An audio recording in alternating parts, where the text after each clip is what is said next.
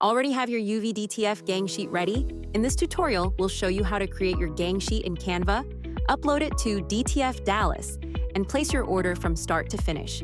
Before getting started, make sure your gang sheet has already been created in Canva, Photoshop, Illustrator, or any other design software. Your file should be built at 22 inches wide, with all artwork arranged exactly as you'd like it printed. Start by uploading your artwork to Canva and placing your designs on the canvas.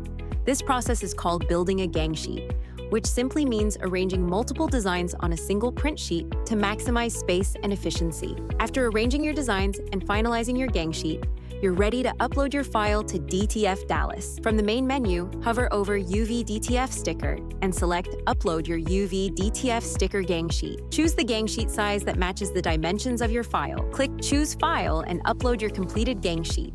Once your file has been uploaded, you can add any special instructions or notes for our production team.